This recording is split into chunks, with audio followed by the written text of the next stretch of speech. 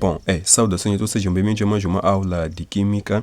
E desta feita nós estamos aqui para fazer alguns comentários acerca da matriz de objetivos e conteúdos do exame final de Química da nona classe. Bom, para quem não sabia, a partir do ano 2025, a nona classe passa a ser uma classe de exame. Então, significa que, a partir deste ano, nós passaremos a realizar exames na nona classe. É por isso que nós temos aqui a matriz de objetivos e conteúdos do exame final de Química para a nona classe. Então, nós temos aqui os objetivos e aqui os conteúdos. Então, neste vídeo, na aula de hoje, nós estaremos aqui a fazer alguns comentários acerca deste primeiro conteúdo aqui. Este conteúdo, o que é que diz? Composição das classes dos compostos inorgânicos. Então, basicamente, estaremos a falar das funções inorgânicas. Então, para este primeiro conteúdo aqui, que faz parte da unidade classe dos compostos inorgânicos, que é a primeira unidade temática ao nível da nona classe. Então, para este primeiro conteúdo, nós temos aqui este primeiro objetivo aqui. Bom, o objetivo, o que que diz? Identificar e nomear as diferentes funções inorgânicas. Então, o que se pretende com isso? É bem simples de perceber. Então, o que se pretende é que o aluno aqui saiba analisar a composição, por exemplo, da fórmula química de uma substância e com base na análise da composição dessa fórmula química dessa determinada substância, então o aluno deve ser capaz de identificar a função inorgânica a que essa substância pertence. Então, o que é que você basicamente irá fazer? Você vai ter a fórmula química de uma substância e você vai analisar a fórmula química dessa substância.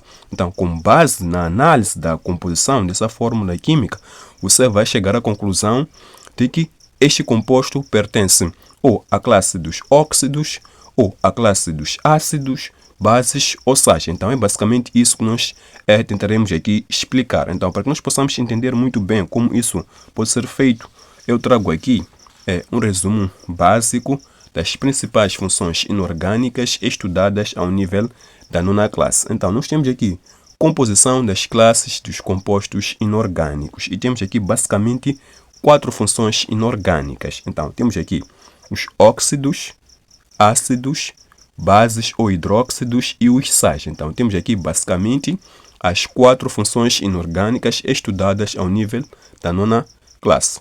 Bom, portanto, conforme eu dizia aqui, temos aqui as 4 principais funções inorgânicas que são estudadas ao nível da nona classe.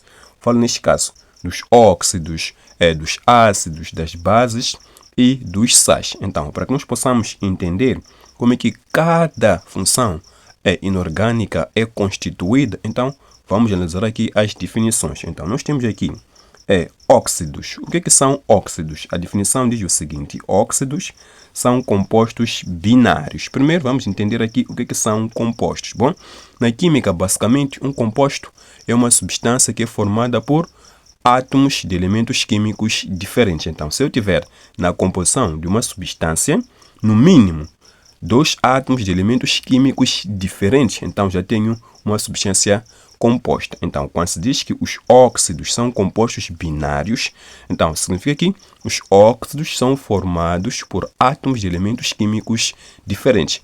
Mas temos aqui binários. O que significa dizer que um composto é binário? Bom, eu destaquei aqui formados por 2 elementos. Então, se os óxidos são compostos binários, é porque na sua composição nós vamos ter o quê? 2 elementos químicos. Não podemos confundir átomo e elemento.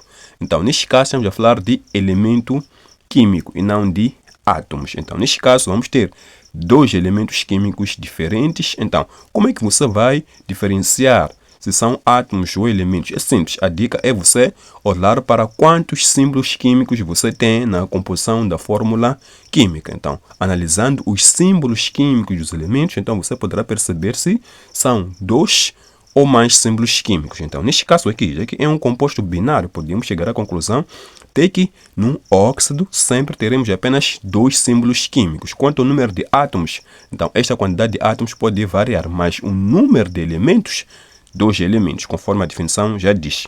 E temos aqui, sendo um dos elementos o oxigênio. Então, já temos aqui uma outra pista. Então, vão ser dois elementos e um desses elementos obrigatoriamente deve ser quem? O oxigênio. É por isso que nós temos aqui alguns exemplos. Temos aqui H2O, depois temos aqui CO2, depois temos aqui tantos outros exemplos. Então, o que está isso aqui a demonstrar? Aqui temos na composição de um óxido dois símbolos químicos. Vejam aqui, temos aqui o símbolo químico do hidrogênio e o símbolo químico do oxigênio. Então, a definição já diz aqui que no óxido vamos ter dois elementos, mas um desses elementos obrigatoriamente deve ser quem? O oxigênio. Então, vejam aqui que em todas as substâncias aqui que nós temos o elemento oxigênio. E temos também um outro elemento. Então, temos aqui dois elementos, aqui também dois elementos. Vejam que o número de átomos vai variando. Por exemplo, aqui temos dois átomos de hidrogênio, um do oxigênio. Então, nós estamos a falar do número de átomos. Aqui, por exemplo, se nós temos aqui dois de hidrogênio e um de oxigênio, seriam 3 átomos, mas não é o número de átomos que nos faz dizer se essa substância é um óxido ou não, mas é um número de elementos. Temos aqui dois elementos químicos, então, neste caso, hidrogênio e oxigênio são 2, carbono e oxigênio são 2, ferro e oxigênio são 2, silício e oxigênio são 2, alumínio e oxigênio são 2, cálcio e oxigênio. Então, vejam que são dois elementos e um desses elementos é sempre o oxigênio. Como é que eu posso identificar um óxido? Temos aqui como identificar um óxido. Temos aqui a dica. Nas fórmulas químicas, o oxigênio é escrito no fim. Então, vejam aqui que em todos os exemplos aqui, o oxigênio sempre aparece no fim da fórmula química. Então, é assim como você poderá identificar, neste caso, um óxido. Olhando para a fórmula química da substância, eu vejo que sempre o oxigênio é o segundo ou é o último elemento ou sempre aparece no fim. Então, este é um óxido. Primeiro, dois elementos. Um desses elementos é o oxigênio e o oxigênio sempre é escrito no fim da fórmula química. E temos aqui ácidos, que neste caso estamos a falar dos ácidos segundo Arrhenius. Então, na nona classe, nós vamos definir os ácidos segundo Arrhenius. Então, o que diz Arrhenius acerca dos ácidos? Bom, nós temos aqui o seguinte: segundo Arrhenius, ácidos são substâncias que em solução aquosa, neste caso o quê? Fazem o quê? Libertam, temos aqui, libertam o quê? Íons hidrogênio. Então, segundo Arrhenius, ácidos são substâncias que em solução aquosa. O que é uma solução aquosa? Uma solução aquosa é aquela em que nós temos a água como sendo o nosso solvente. Então, significa que um ácido é uma substância que, ao ser colocada na água, o que vai acontecer é que essa substância vai ter que produzir aqui íons o que? H+. Eu trago aqui alguns exemplos de ácidos. Então, nós temos aqui essa substância aqui, que em solução aquosa, o que ela faz? Produz aqui H+, e Cl-. Temos aqui esta outra aqui, em solução aquosa também produz H+, e essa espécie negativa. E temos esta outra substância que produz aqui H+, e esta outra espécie negativa. Então, vejam aqui que são substâncias diferentes, mas em solução aquosa estão a produzir uma coisa comum, que é, neste caso, o íon H+. Então, de acordo com Arrhenius, toda aquela substância que ao ser colocada na água produz íons H+, então é um ácido. Então, a pergunta é, como é que temos aqui mais, depois aqui 2H+, 3H+, é simples de perceber. Eu vou tentar explicar aqui como é que nós chegamos a essas equações de ionização. Bom, primeiro vamos pegar aqui o HCl, nós temos aqui HCl. Então, a definição de ácido de Arrhenius, o que diz? Diz que um ácido é toda substância que em solução aquosa. Então, quando nós dissolvemos em água, o que essa substância deve fazer? Deve produzir H+. Então, dessa substância aqui, vamos tirar aqui o nosso H+. Então, vejam que se dessa substância eu tirei aqui H+, ou tirei o hidrogênio na forma de H+, então vai restar aqui o Cl. Então, vamos ter aqui Cl. Agora, a pergunta que eu faço é, esta substância tem alguma carga elétrica? Não tem. Então, se antes da seta não temos nenhuma carga elétrica, nós notamos que depois da seta temos uma espécie que tem uma carga elétrica. Então, a regra é que se você não tem nenhuma carga antes da seta, também não deve ter nenhuma carga depois da seta. Então, significa que se eu tenho aqui uma carga positiva, tenho que anular esta carga positiva. Então, se é uma carga positiva que eu tenho, quantas negativas eu preciso para anular? Uma. Então, aqui vamos ter uma carga negativa. Então, somando aqui, vamos ter o quê? Aqui, na verdade, temos um 1. Então, seria o quê? mais 1, mais menos 1, que vai dar o quê? 0. Então, aqui também não vamos ter nenhuma carga, porque nos reagentes não temos nenhuma carga. Então, esta vai ser a equação de ionização. E a segunda substância, vamos ter aqui, é H2S, é meio aquoso. Então, essa substância, de acordo com Arrhenius, é um ácido, então vai produzir aqui H+. Tirei H+, então resta aqui o que? O S. Tenho aqui 2 hidrogênios, temos que acertar. Vamos colocar aqui isto aqui. Então, vejam aqui, este 2 que está aqui nos diz o quê? Que nos diz o seguinte, é que tenho aqui H+, mais outro H+. Isto aqui é que nem aquilo que acontece na matemática. Você tem X mais X, isto vai dar 2X. Então, H+, mais H+, é igual, neste caso, a 2 íons H+. Então, vejam aqui que temos aqui 2 íons H+. Cada íon H+, tem uma carga positiva. Então, somando esta carga positiva e esta aqui, então aqui temos 2 cargas positivas. Para anular 2 cargas positivas, preciso de 2 negativas. Por isso, a fórmula fica assim. Então, se eu tiver esta terceira substância, então a dica é a mesma. Então, primeiro vamos tirar o H+, e ver estar aqui o PO4, o quê? Agora a carga. Então, temos que acertar aqui. Temos aqui 3 hidrogênios. Então, significa o quê? Isto aqui significa aqui que eu tenho X, mais X, mais X, que vai dar 3X. Ou seja, temos H+, mais H+, mais H+, que vai dar 3H+. Então, se cada H+ tem uma carga positiva, então somando são 3. Então, significa que aqui temos 3 cargas positivas. Para anular 3 cargas positivas, precisamos de 3 cargas negativas. E é por isso que as equações aparecem assim. Então, essas são equações de ionização desses ácidos. Agora a pergunta é, como identificar um ácido? Temos também aqui uma dica. Nas fórmulas químicas, o hidrogênio aparece em primeiro lugar. Então, vejam aqui que nessas 3 substâncias aqui, temos sempre o hidrogênio como sendo o primeiro elemento a aparecer. Então, significa que um ácido tem sempre um hidrogênio como sendo o primeiro elemento a ser escrito na fórmula química. Então, é assim como nós podemos identificar o que é um ácido. E temos aqui uma outra função inorgânica. Neste caso, estamos a falar das bases ou hidróxidos. Então, vamos definir aqui as bases ou hidróxidos segundo Arrhenius. O que diz Arrhenius acerca das bases?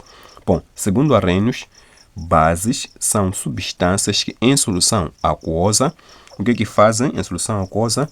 Libertam o que? Íons hidroxilo. Então, bases são substâncias que em solução aquosa, eu já disse que uma solução aquosa é aquela em que a água é o nosso solvente. Então, significa o quê? Significa que uma base vai ser qualquer substância que você, ao colocar na água, vai libertar aqui íons hidroxilo, que são os íons OH-. E temos aqui alguns exemplos, neste caso, de bases. Temos aqui esta substância aqui, em solução aquosa, produz este íon e também produz aqui o íon hidroxilo OH-. Aqui temos uma outra base que em solução aquosa também produz aqui íons OH-. Esta outra que também produz íons OH-.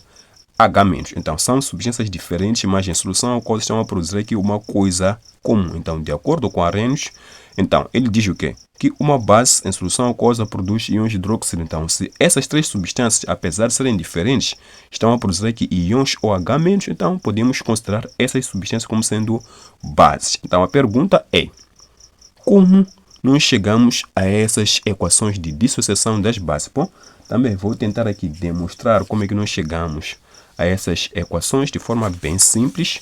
Ok, ora vejamos aqui. Vamos pegar a primeira substância, esta. Então, vamos ter aqui o NaOH, é meio aquoso, não é? Então, vamos ter aqui a seta. Segundo Arrhenius, se é uma base, produz íons OH-. Então, dessa substância, nós vamos tirar OH-. Então, o que vai acontecer aqui? Se eu tiro OH-, eu vou ficar aqui com Na e o tal OH-.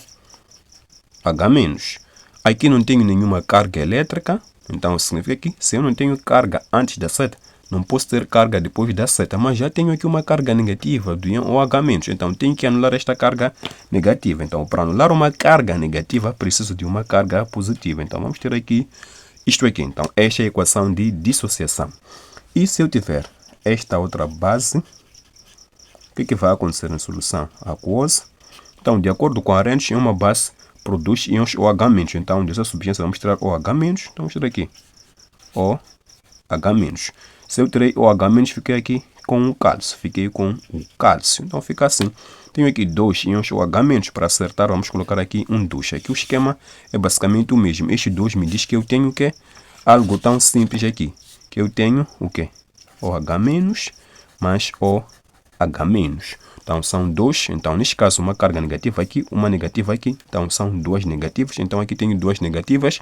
Para anular 2 negativas, preciso de 2 positivas. Por isso, fica assim. Se eu tiver Al, depois tenho isto aqui. Então, segundo Arrhenius, é uma base, liberta íons OH-. Vou tirar aqui íons OH-. Então, tirei OH-, fiquei com Al. Então, vamos tirar aqui Al. Ok, aqui um mais. Tenho 3 aqui íons OH-. Então, vamos acertar colocando aqui. Então, aqui temos o quê? A mesma coisa. OH- mais OH- mais OH-. São 3. Então, neste caso, uma carga negativa, outra negativa, são 3 negativas. Então, temos aqui 3 negativas. Para anular 3 negativas, precisamos de 3 positivas. Por isso, nós temos essas equações de dissociação aparecendo desta maneira. Agora, a pergunta é, como é que nós podemos identificar, neste caso, uma base? Bom, é simples de perceber como é que se identifica, neste caso, uma base. Eu só vou virar um pouco aqui para falarmos de uma outra função. Neste caso, inorgânica, mas antes, a dica, qual é? Como identificar uma base? Bom, ora vejamos aqui as bases. Como é que você pode identificar uma base? É simples de perceber. Como identificar uma base? Essa é a pergunta que fica no ar. Ok, é simples de perceber aqui. Vejam que as bases têm alguma coisa aqui em comum. Vejam que numa base, sempre o grupo OH aparece aonde? No fim da fórmula química. Então, é assim como você vai identificar uma base. O grupo OH sempre é o último que se escreve na fórmula química. O grupo OH sempre aparece no fim da fórmula química. Então, é assim como se identifica uma base. O grupo OH sempre se escreve no fim da fórmula química. Então, esta é a dica que você deve ter em conta. Agora, vamos falar aqui acerca dos sais. Então, o que são sais? Bom, sais são compostos que em solução aquosa, originam cations provenientes da base e anions provenientes do ácido. Então, temos aqui uma série de exemplos. Bom, para que nós possamos entender esta definição, temos que considerar que os sais são provenientes de uma reação bem conhecida chamada reação de neutralização. O que é uma reação de neutralização? É simples. Reação de neutralização é aquela em que você tem um ácido a reagir sempre com uma base e o resultado vai ser um sal e a água. Então, isto aqui é o que nós chamamos de reação de neutralização. Então, os sais são formados basicamente em reações de neutralização. Então, na composição de um sal, você vai ter um pouquinho da parte do ácido e um pouquinho da parte da base. Então, vamos ver, por exemplo, como é que este sal foi formado. Bom, eu vejo aqui NaCl. Então, já sei que a base tem que ser o hidróxido, neste caso de quê? De sódio, a se combinar com, neste caso, o ácido clorídrico. E como é que a reação vai ocorrer? Eu vou pegar aqui esta folha só para demonstrar. Então, nós já sabemos como escrever a equação de dissociação das bases e ionização de ácidos. Por exemplo, este aqui, nós podemos ter aqui isto aqui, que vai produzir o quê? Na mais e o OH-. Então, a solução aquosa, esta base apresenta-se assim. Esta base aqui em solução aquosa vai se apresentar sob a forma desses íons. E se eu tiver aqui HCl, a mesma coisa, vai se ionizar. Vai gerar aqui H+, vai gerar o que? Cl-. Então, o que vai acontecer aqui?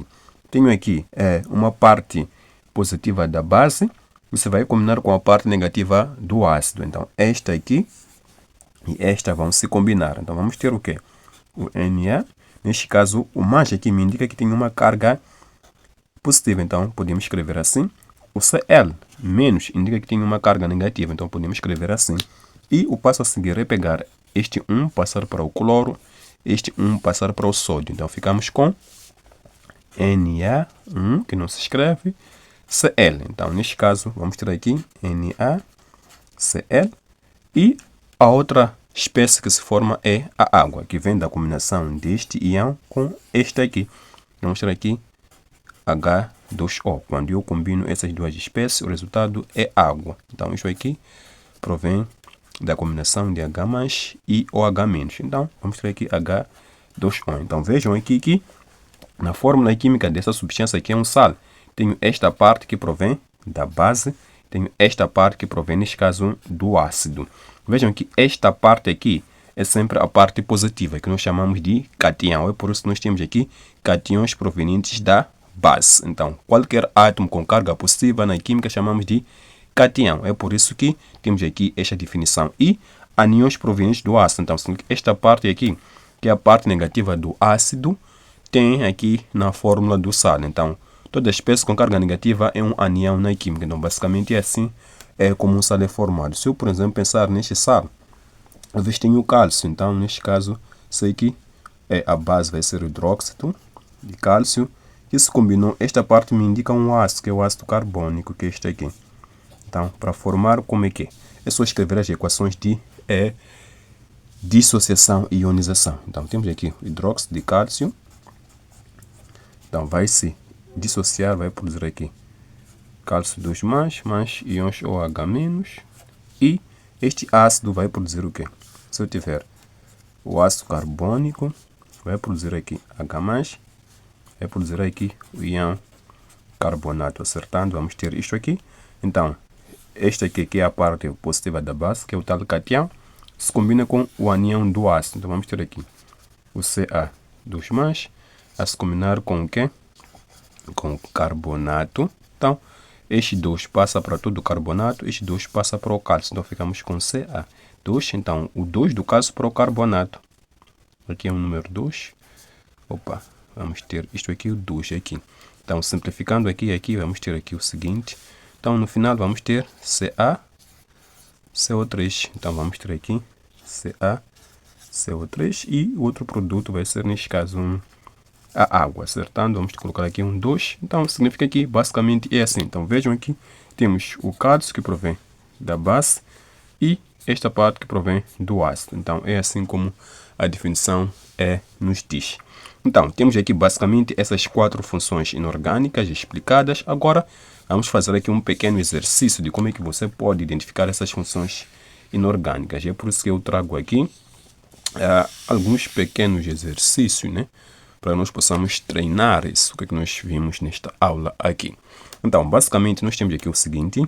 Dados os compostos, temos aqui o composto 1, 2, 3 e 4.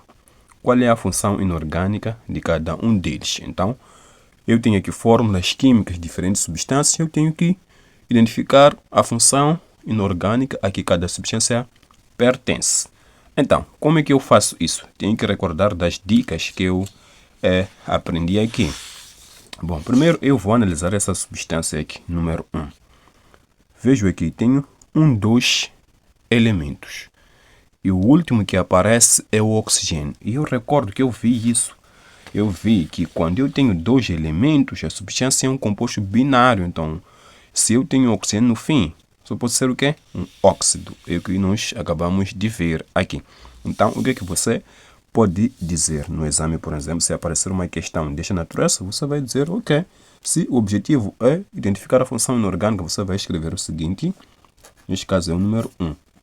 Então, essa substância aqui, em função da análise que nós estamos a fazer da composição, notamos que temos 2 elementos e o segundo, ou o oxigênio, aparece no fim. Então, isso aqui enquadra-se na definição de óxido. Então, esta substância é um óxido. Então, você vai dizer que isso aqui é um óxido. Agora, vamos para 2. 2, você vai colocar aqui. Você analisa a fórmula e vê aqui OH, que aparece no fim da fórmula química. Nós acabamos de aprender que nas bases, o grupo OH aparece no fim. Então, tenho aqui o grupo OH e aparece no fim da fórmula. Então, esta substância é uma base. Então, você vai dizer que a função é base ou hidróxido, não é? Tenho esta aqui, que não se enquadra na definição de óxido, nem de base e nem de ácido. Então, só pode ser o quê? Um sal. A parte que provém neste caso é da base e a outra que provém neste caso é do ácido. Então, isso aqui é um sal. Então, você vai colocar aqui o número 3, vai ser um sal. E este aqui, tem aqui na sua composição o hidrogênio a aparecer primeiro na fórmula química. E nós acabamos de ver essa dica, que sempre que o hidrogênio aparece primeiro na fórmula química é porque é um ácido. Então, você vai dizer que para o número 4, a função é ácido. Então, assim você já identificou a função inorgânica a que cada substância pertence. Agora vamos fazer aqui o número 2. Observe os seguintes compostos. Temos aqui vários compostos e também a pergunta é a mesma. Qual é a função inorgânica de cada um desses compostos? Então, temos aqui para o número 2. Vamos pegar 1. 1 me mostra que tenho aqui o hidrogênio aparecer primeiro na fórmula química. E eu já sei que sempre que isso acontece é porque é um ácido. Então, vamos dizer aqui, temos um ácido. Para o número 2, qual é a função? Tenho aqui 2 elementos. O oxigênio aparece no fim. Então, eu já sei que este composto pertence à classe dos óxidos. Então, é um óxido. Tenho 3. 3, vejo que tem um grupo OH a aparecer no fim da fórmula química. Eu já sei que sempre que isso acontecer é porque é uma base. Então, já identifiquei a função. Tenho aqui o número 4. Tenho aqui isto aqui, que não é um ácido, não é um óxido e nem uma base. Então, se não se enquadra na definição de ácido, de óxido e base, é porque é um sal. Tenho aqui a parte que provém da base e a outra que provém do ácido. Então, só pode ser, neste caso, o que é um sal. Então, tenho aqui a substância aqui, tem uma parte que provém da base e a outra que provém do ácido. Então, é um sal. Temos aqui o número 5. Opa, grupo H aparecer no fim da fórmula, então é uma base. Então, já identifiquei a função. Tenho aqui hidrogênio aparecer primeiro na fórmula química, então é um ácido. Então, para o número 6, vamos dizer que é um ácido. Depois temos aqui o número 7. Ok, tenho 2 elementos, o oxigênio sempre aparece no fim, é porque é um óxido. Então, já identifiquei óxido. E o número 8, temos aqui o quê? Essa substância aqui nem se enquadra na definição de ácido, nem base, nem óxido. Então, só pode ser o quê? Um sal. A primeira parte provém da base, a segunda de um ácido. Então, de fato, é um sal. Então, eu já identifiquei aqui as funções inorgânicas dessas substâncias. Então, basicamente, é assim como você irá proceder no exame. Não se sabe como é que as questões serão apresentadas, mas nós estamos a fazer aqui uma pequena previsão de como é que eles podem abordar essas questões no exame. Então, basicamente, era tudo que nós queríamos trazer na aula de hoje e até a próxima aula.